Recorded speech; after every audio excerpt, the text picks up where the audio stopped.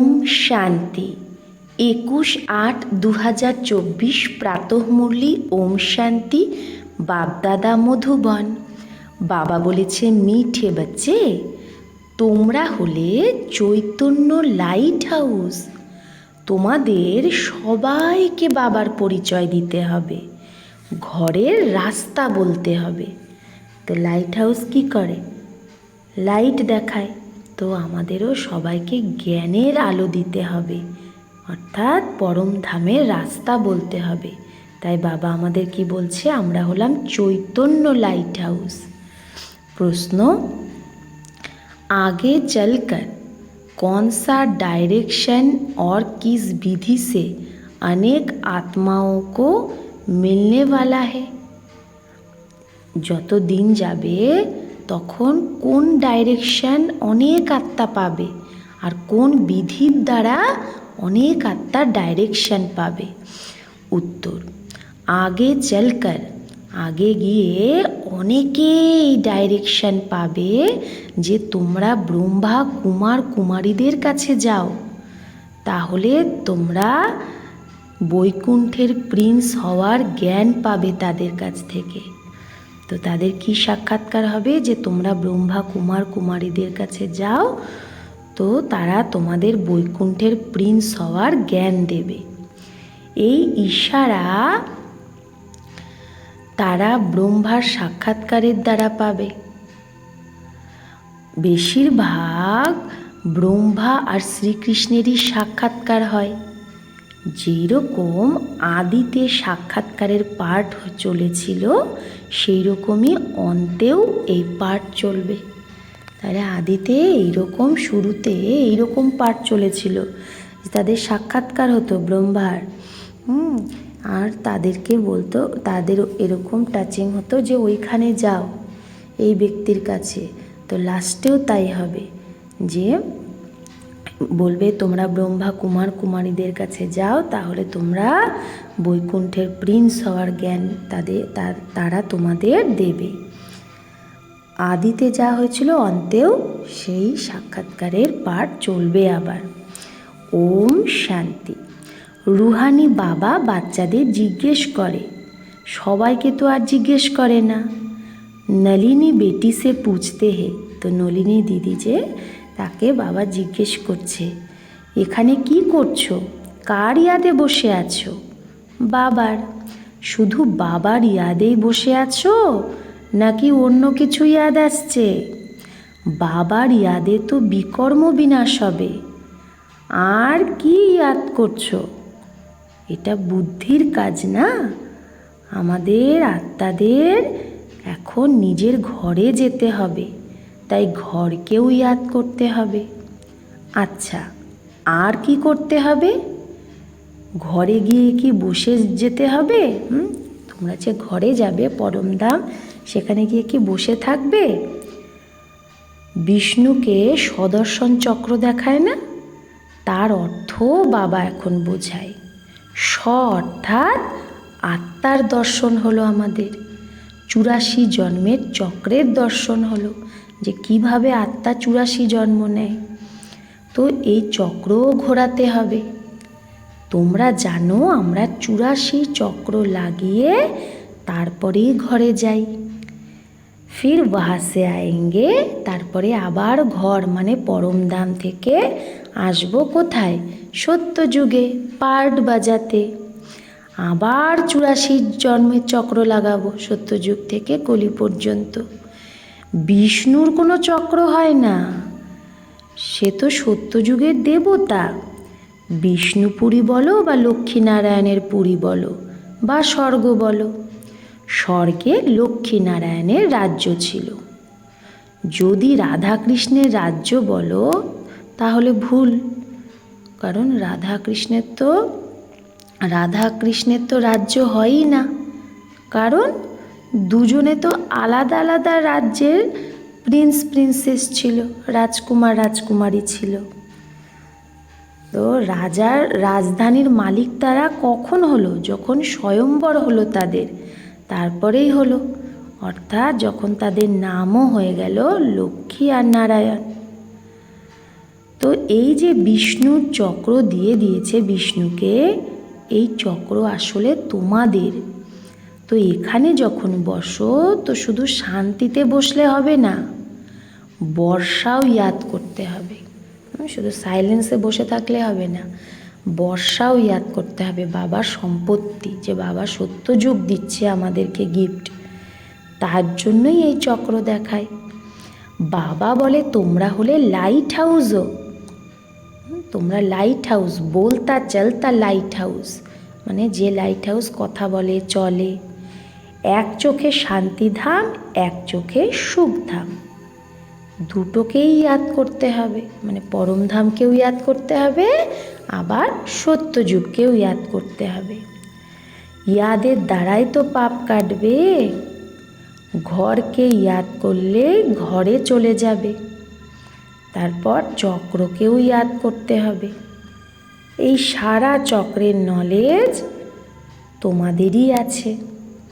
84 চক্র বাবা লাগিয়ে আমরা লাগাই, তো 84 চক্রের জ্ঞান বাবা দেয়।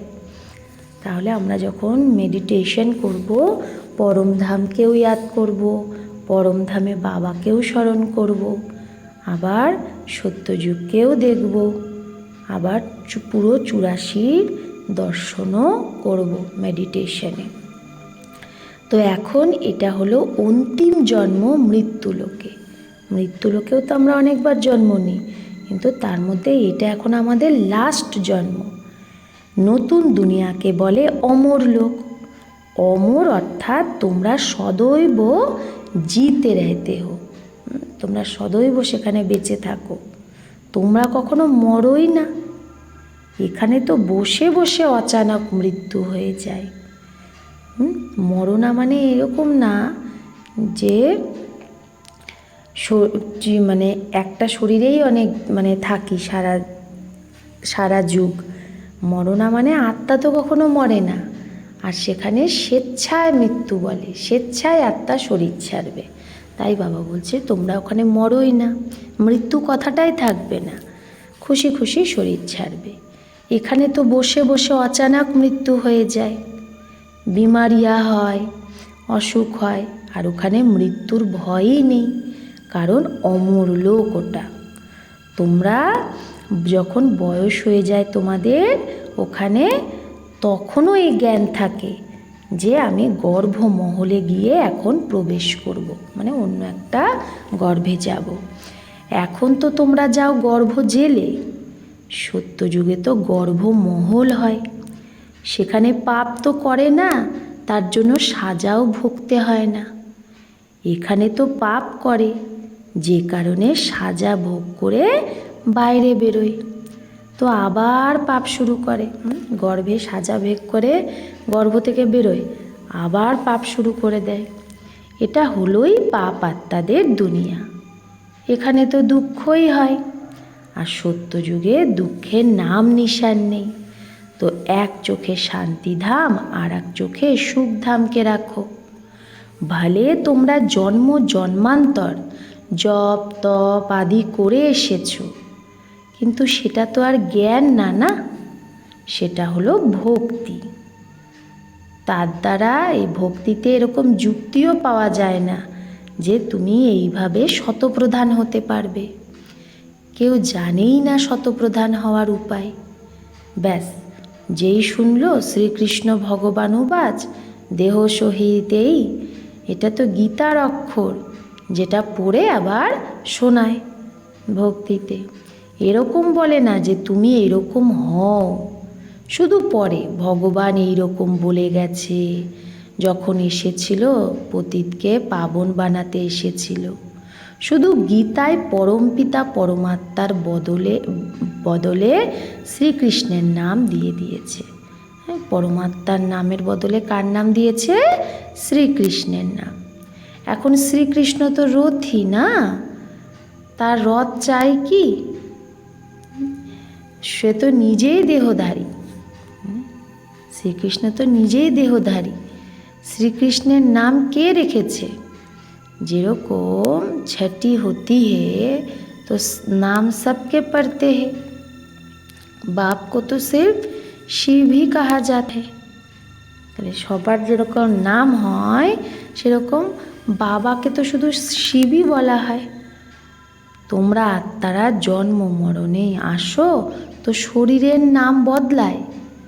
যেহেতু আমরা জন্ম মৃত্যুতে আসি, তাই আমরা বারবার শরীর চেঞ্জ করি, তাই শরীরটার নাম বদলে যায়। শিব বাবা তো জন্ম মরণে আসেই না, তাই সেই আত্মাটার নাম সদাই শিব, সদৈব শিবই, একটাই নাম। বুড়ি অর্থাৎ বিন্দি যখন লেখে তো বলে শিব। অনেকে কোনো কিছু গোনার সময় প্রথমটাকে কি বলে? শিব।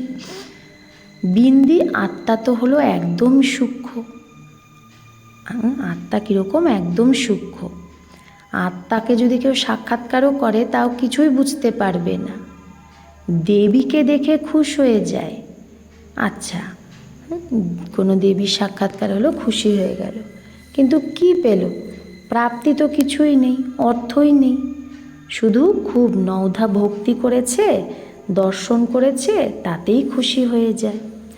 বাকি মুক্তি, জীবন মুক্তির তো ব্যাপারই নেই। দর্শন করলে তো মুক্তিও পাওয়া যাবে না, জীবন মুক্তিও না। এগুলো সব ভক্তি মার্গ। আর এখানে এটা হলো জ্ঞান মার্গ। এখানে বেশিরভাগ সাক্ষাৎকার হয় ব্রহ্মার, তারপরে কৃষ্ণের। বলে এরকম সাক্ষাৎকার হবে ভক্তদের যে এই ব্রহ্মার কাছে যাও তো তুমি কৃষ্ণপুরী বা বৈকুণ্ঠে তো চলে যাবে। লক্ষ্মী নারায়ণেরও সাক্ষাৎকার হতে পারে। এরকম না যে সাক্ষাৎকার হলো মানেই সদ্গতি হয়ে গেল। এটা শুধু ইশারা পায় যে এখানে যাও। যত দিন যাবে আগে চল, অনেকের সাক্ষাৎকার হবে, ডাইরেকশন পাবে। কেন পাবে? কারণ এই যে আমরা মনসা সকাশ দিচ্ছি সবাইকে, সকাশ, এই সকাশের দ্বারাই সবাই সাক্ষাৎকার করবে। তোমাদের ত্রিমূর্তিও খবরের কাগজে পড়বে, খবরের কাগজে আমাদের ত্রিমূর্তির এই খবর পড়বে। ব্রহ্মা কুমারীদের নাম আসবে খবরের কাগজে। তো ব্রহ্মারই সাক্ষাৎকার হবে যে এর কাছে গেলেই তোমাদের এই বৈকুণ্ঠের প্রিন্স হওয়ার জ্ঞান তারা তোমাদের দেবে। তোমরা এই জ্ঞানটা পাবে, বৈকুণ্ঠের রাজকুমার হওয়ার জ্ঞান। যেরকম অর্জুনের বিষ্ণুর আর বিনাশের সাক্ষাৎকার হয়েছিল, মানে ব্রহ্মা বাবার বিনাশ আর বিষ্ণুর সাক্ষাৎকার হয়েছিল। বাবা বলে তোমাদের কমল ফুলের সমান হতে হবে, কিন্তু তোমরা তো স্থায়ী থাকতে পারো না। তাই অলংকার বিষ্ণুকে দিয়ে দিয়েছে। আমাদের স্থিতি তো একরস থাকে না, তার জন্য আমাদের অলংকার দেয়নি, সেই অলংকারটা বিষ্ণুকে দেখায়। না হলে দেবতাদের শঙ্খ আদির কি দরকার? দরকার আছে কি? তো মুখ দিয়ে যে জ্ঞান শোনানোকেই শঙ্খধ্বনি বলা হয়। কমলের রহস্য বাবা বোঝায়। তোমাদের ব্রাহ্মণদের এই সময় কমল ফুল সমান হতে হবে। দেখায় না বিষ্ণুর হাতে পদ্ম ফুল, তার মানে বাবা বলছে এই সময় আমাদের পদ্ম ফুলের মতো হতে হবে। গদা হলো 5 বিকার রূপী মায়াকে জেতার প্রতীক। গদা দেখায় বিষ্ণুর হাতে, সেটা কি? 5 বিকার রূপী মায়াকে জেতার প্রতীক। বাবা উপায় বলে, মা মেকাম ইয়াদ করো তো তোমার বিকর্ম বিনাশ হবে। শ্রীমতে চলে পতিত পাবন বাপকে ইয়াদ করো। আর তো কেউ পতিত পাবন না এক বাবা ছাড়া। বাবা বলে আমাকে ডাকোই এই জন্য যে আমাদের সবার শরীর থেকে মুক্ত করে আমাদের পাবন দুনিয়ায় নিয়ে চলো। তো বাবাই এসে সব আত্মাদের পতিত থেকে পাবন বানায়। কারণ অপবিত্র আত্মা তো ঘরে অথবা স্বর্গে যেতে পারে না। তারা আমরা তো কী করে পরমধাম যাব? অপবিত্র হয়ে গেছি। তাই বাবা এসে আমাদের পতিত থেকে আগে পাবন বানায়। বাবা বলে পবিত্র হতে গেলে আমাকে ইয়াদ করো, আমাকে স্মরণ করো। ইয়াদের দ্বারাই তোমাদের পাপ কাটতে থাকবে, এটা আমি গ্যারেন্টি করছি।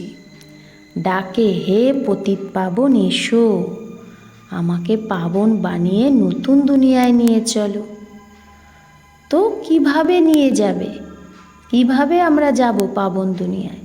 সেই উত্তর বাবা এসে আমাদের বলে। কত সিধি বাত, কত সোজা কথা।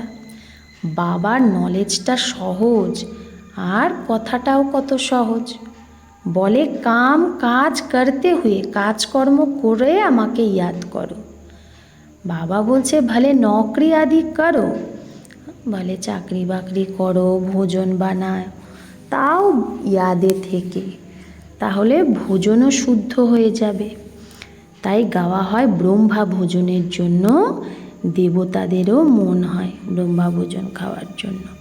তার মানে ব্রহ্মা ভোজনে কত শক্তি থাকে, বাবাকে ইয়াদ করে সেই ভোজন আমরা বানাই। এই বাচ্চারা ভোগ নিয়ে যায়, কোথায় যায়? সূক্ষ্মবতনে। আমরা ভোগ নিয়ে যাই যে, তো সেখানে দেবতাদের মেহফিল, সভা হয়, ব্রাহ্মণ আর দেবতাদের মেলা লাগে, ভোজন শিকার করতে আসে দেবতারা। ব্রাহ্মণরা যখন ভোজন পান করে তাও মন্ত্র জপে, যেরকম লৌকিকে দেখায় না, ব্রাহ্মণরা যখন ভোজন করে তো মন্ত্র জপে। তাই এটা হচ্ছে ব্রহ্মা ভোজনেরই অনেক মহিমা। সন্ন্যাসীরা তো ব্রহ্মকেই ইয়াদ করতে থাকে, পরমধামকে। তো তারা হলো হদের সন্ন্যাসী। বলে আমরা ঘর বাড়ি মিল্কিয়াত সম্পত্তি আদি সব ছেড়েছি, কিন্তু এখন তো তারা আবার সেই জঙ্গল থেকে এই দুনিয়াতেই চলে আসে, ভেতরেই আসে। তোমাদের তো হলো বেহদের সন্ন্যাস, তোমরা এই পুরানো দুনিয়াটাকেই মন বুদ্ধি দিয়ে ভুলে যাও। তোমাদের যেতে হবে নতুন দুনিয়ায়। ঘর গৃহস্থে থেকে বুদ্ধিতে এইটা আছে যে এখন আমাকে যেতে হবে সুখধাম, কিন্তু ভায়া শান্তিধাম হয়ে। শান্তিধামকেও ইয়াদ করতে হবে, বাবাকে, শান্তিধামকে আর সুখধামকে ইয়াদ করো। এটা হলো আমাদের অনেক জন্মের অন্তিম জন্ম, অন্তেরও অন্ত, লাস্টেরও লাস্ট জন্ম আমাদের। এটা 84 জন্ম পুরো হয়েছে আমাদের। সূর্যবংশী থেকে চন্দ্রবংশী, তারপরে বৈশ্যবংশী, তারপরে শূদ্রবংশী হলাম, এখন হলাম ব্রাহ্মণ বংশী। মানুষ আবার বলে আত্মা সো পরমাত্মা, আত্মার মধ্যে কোনো লেপছেপ লাগে না, কারণ আত্মাই পরমাত্মা। এটা ভুল বলে। বাবা বলে এটা তারা কত উল্টা অর্থ করে দিয়েছে। বাবা বসে হামসোয়ের অর্থ বোঝায়। হ্যাঁ, হামসো মানে আমি সেই দেবতা ছিলাম, আমি সেই ক্ষত্রিয় হলাম, আমি বৈশ্য হলাম, আমি শূদ্র হলাম, আমি ব্রাহ্মণ হলাম। তো আমরা আত্মারা পরম পিতা পরমাত্মার সন্তান। প্রথমে আমরা স্বর্গবাসী দেবতা ছিলাম, তারপরে চন্দ্রবংশী ক্ষত্রিয় হলাম, 2500 বছর পুরো হলো, তারপরে আবার বৈশ্য শূদ্রবংশী ভিখারি হলাম, এখন আমরা ব্রাহ্মণ চটি হই। এখানে বসে আছো যেরকম 84 বাজলি খেলছো, ডিগবাজি, এটা হলো ডিগবাজিরই জ্ঞান। 84 জন্মে আমরা কিভাবে ডিগবাজি দিয়ে দিয়ে বিভিন্ন বর্ণে আসি। আগে তীর্থে যেতে তাও এরকম বাজলি করতে নিশান ডালতে যাতে থে, এরকম দণ্ডি কেটে কেটে নিশানা করতো যে কোন দিক দিয়ে যাচ্ছে। এখন তোমাদের তো এগুলো এটা হলো সত্যিকারের তীর্থ, শান্তিধাম আর সুখধাম। তোমরা হলে রুহানি পান্ডা, সবাইকে রায় দাও বাবাকে ইয়াদ করো তো শান্তিধামে চলে যাবে। সাধু সন্ত আদি সবাই শান্তিধামে যাওয়ার জন্যই মেহনত করে, কিন্তু কেউ যেতে পারে না। যায়েঙ্গে ফির সারা হোল লট ইকাঠা, যাবে সবাই শান্তিধামে, কিন্তু একদম হোলসেল একসাথে সবাই যাবে, হোল লট, পুরো লটটাই যাবে, সব আত্মা। বাবা বোঝায় সত্যযুগে তো খুব অল্প হয়, অল্প মানুষ হয়, তারপরে ধীরে ধীরে বৃদ্ধি পায়। তো তোমরা হলে সদর্শন চক্রধারী, দেবতারা সদর্শন চক্রধারী না, কিন্তু এই সময় তোমাদের মায়ার সাথে যুদ্ধ চলছে। ওই লড়াইয়েও যাকে জোরদার ভাবে তো তার ফির উনকে পাস তো তার কাছে গিয়েই শরণ নেয়। এখন তোমরা কার শরণ নেবে? স্ত্রী পুরুষ দুজনেই বলে হাম শরণ পড়তে হে তেরি, যে বাবা আমি তোমার কাছে শরণে পড়ি, তোমার কাছে শরণে এসেছি। মেরা তো এক শিব বাবা, আমার তো এক শিব বাবা, দুসরা না কই। সব আত্মাদের বাবা তো একজন না, সেই একেরই তোমরা বাচ্চা। সাধু সন্ত তো একজন না, অনেক ভগবান হয়ে যায়। সবাই নিজেকে ভগবান বলতে থাকে। যে ঘর থেকে রাগ করে বেরিয়ে গেল সেই ভগবান। আবার বড় বড় সাহুকার কোটিপতি গিয়ে কি করে, সেই গুরু শিষ্য হয়ে যায় আর মেহফিল মানায়, আর একটা তারা কি সভা মানায়, খারাপ খারাপ গন্দা খান পানের। তমপ্রধান মানুষ না। হিন্দুরা নিজের ধর্মকেই জানে না, যে আমরা যে আদি সনাতন দেবী দেবতা ধর্মের।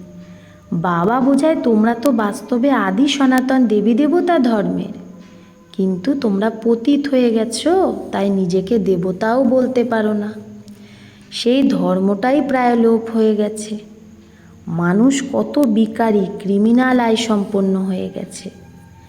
এক মিনিস্টার মন্ত্রী বাবার কাছে এসেছিল, ব্রহ্মা বাবার কাছে। তো সে বলেছিল আমার তো ক্রিমিনাল আই হয়ে গেছে।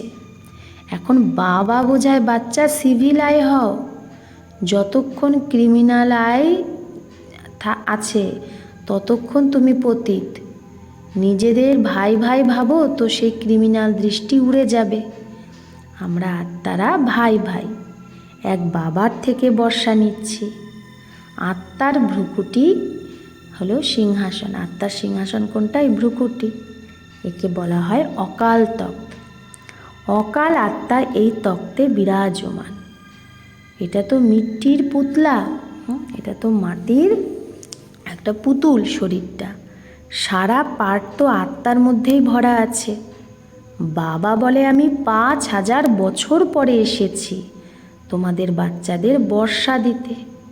তোমরা জানো আমরা এসেছি কী জন্য বাবার কাছে? হেলথ ওয়েলথ হ্যাপিনেসের বর্ষা নিতে। সত্যযুগে অথা ধন পাওয়া যায়। তোমরা 21 পিঢ়ি দেবতা হয়ে যাও। বয়স বুড়া পে বিগর কভি কোই মরেগা নেহি। সত্যযুগে যতক্ষণ না বয়স হবে ততক্ষণ কেউ মরবে না, মরাও বলে না, স্বেচ্ছায় শরীর ছাড়বে। এখানে তো বসে বসে যে কোনো বয়সে অচানক মরে যায়, গর্ভের ভেতরেও মরে যায়। আর সত্যযুগে তো এইসব দুঃখের নামই থাকে না। তাকে বলাই হয় সুখধাম, রাম রাজ্য। এটা হলো দুঃখধাম, রাবণ রাজ্য। সত্যযুগে রাবণ হয়ই না। তো এই 84 চক্র বুদ্ধিতে তোমাদের মনে থাকে, অনেক খুশি থাকবে। তাহলে তোমরা জানো আমরা নতুন বিশ্বের অর্থাৎ সত্যযুগের মালিক হব। গীতায় ভগবানুবাচ আছে না, হে বাচ্চা দেহ সহিত দেহের সব সম্বন্ধকে ছাড়ো, নিজেকে আত্মা ভেবে মামেকম ইয়াদ করো।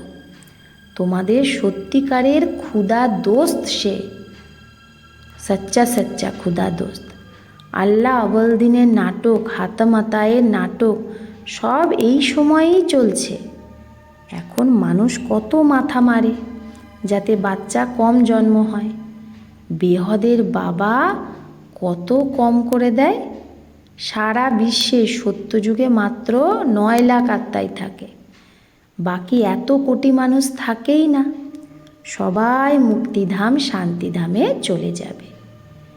এটা করামাতের ব্যাপার না। এক দেবী দেবতা ধর্মের ফাউন্ডেশন লাগিয়ে বাকি সব বিনাশ করে দেয়। এই 84 চক্র ভালোভাবে বুদ্ধিতে বসাতে হবে। এটাই হলো সদর্শন চক্র। বাকি চক্র দিয়ে কোনো গলা আদি এখানে কাটার ব্যাপার না। না বিষ্ণু চক্র দিয়ে গলা আদি কেটেছে কোনো অসুরের। শাস্ত্রে তো শ্রীকৃষ্ণকে হিংসক দেখিয়ে দিয়েছে, সবাইকে সদর্শন চক্র দিয়ে মেরেছে দেখায়। তো এটাও গ্লানি হলো না, কত হিংসক বানিয়ে দিয়েছে কৃষ্ণকে। কিন্তু তোমরা তো ডবল অহিংসক হচ্ছ। কাম কাটারি চালানো এটাও হিংসা। দেবতাদের তো পবিত্র বলা হয়। যোগ বলের দ্বারা যখন বিশ্বের মালিক হতে পারো, তো যোগ বলের দ্বারা কেন বাচ্চা সন্তান জন্ম হবে না? সাক্ষাৎকার হবে সত্য যুগে যে এখন সন্তান হবে।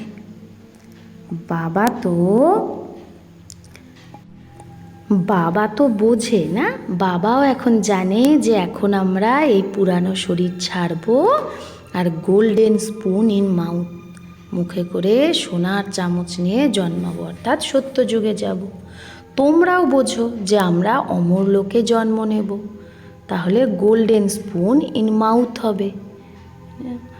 গরিব প্রজাও চাই না সেখানে। দুঃখের কোনো ব্যাপার হয় না যে গরিব প্রজার দুঃখ হবে, এরকম না। প্রজার কাছেও কোনো দুঃখ থাকবে না। কিন্তু রাজার কাছে যে অনেক ধনমাল আদি থাকে, প্রজার কাছে থোড়েই এত ধনমাল আদি হয়। বাকি হ্যাঁ, সুখ থাকবে, আয়ুও অনেক বড় হবে। রাজা রানী সাহুকার প্রজা গরিব প্রজা সব পদই চাই না সত্য যুগে, তাই না? তাই বাবা বলছে এরকম না যে রাজার কাছেও যা আছে প্রজার কাছেও সেই অত ধনই থাকবে। কিন্তু হ্যাঁ, এটা ঠিক যে সেখানে সবাই সুখী থাকবে, সবাই ধনবানই হবে, কারণ রাজধানী। তাই রাজা রানী साहूकार प्रजा सब चाय। अच्छा, मीठे मीठे सिकिलधे बच्चों प्रति माता पिता बाप दादा का याद प्यार और गुड मॉर्निंग। रूहानी बाप की रूहानी बच्चों को नमस्ते। हम रूहानी बच्चों की रूहानी माता पिता बाप दादा को याद प्यार गुड मॉर्निंग और नमस्ते नमस्ते नमस्ते। शुक्रिया बाबा, आपको लाख लाख शुक्रिया। ধারণা 1, বাবার ইয়াদের সাথে সাথে খুশিতে থাকার জন্য 84 চক্রকেও ইয়াদ করতে হবে, সদর্শন চক্র ঘোরাতে হবে, ক্ষুদাকে নিজের সত্যিকারের দোস্ত বানাতে হবে, বাবাকে সত্যিকারের বন্ধু বানাতে হবে। 2, ডবল অহিংসক হওয়ার জন্য ক্রিমিনাল আই বদলে সিভিল আই বানাতে হবে। আমরা আত্মা আত্মা ভাই ভাই এই অভ্যাস করতে হবে। বরদান, সর্বশক্তিমান বাবাকে কম্বাইন্ড রূপে সাথে যে রাখে সেই সফলতা মুরাদ ভব। তো সর্বশক্তিমান বাবাকে কম্বাইন্ড রূপে যে সাথে রাখে সেই কি সফলতা মুরাদ ভব। যে বাচ্চাদের সাথে সর্বশক্তিমান বাবা কম্বাইন্ড আছে তার সর্বশক্তির ওপর অধিকার আছে। আর যেখানে সর্বশক্তি আছে সেখানে সফলতা হবে না, এটা তো অসম্ভব ব্যাপার। যদি সদা বাবার সাথে কম্বাইন্ড থাকায় কমই থাকে তো সফলতাও কম হবে। সদা সাথ যে নেভায় সেই অবিনাশী সাথীকে কম্বাইন্ড রাখো। বাবা তো সদা সাথ নেভায়, তাহলে তাকে কম্বাইন্ড রাখো, তো সফলতা জন্মসিদ্ধ অধিকার হবে। আমাদের সফলতা জন্মসিদ্ধ অধিকার হবে যদি বাবাকে সাথে রাখি, কারণ সফলতা মাস্টার সর্বশক্তিমানের আগে পিছে ঘুরতে থাকে। স্লোগান, সত্যিকারের বৈষ্ণব সেই যে বিকাররূপী নোংরাকে ছুঁতেও পারে না। সত্যিকারের বৈষ্ণবকে যে বিকাররূপী গন্দগিকে ছোঁয়ও না, সেই হলো সত্যিকারের বৈষ্ণব। আচ্ছা, ওম শান্তি।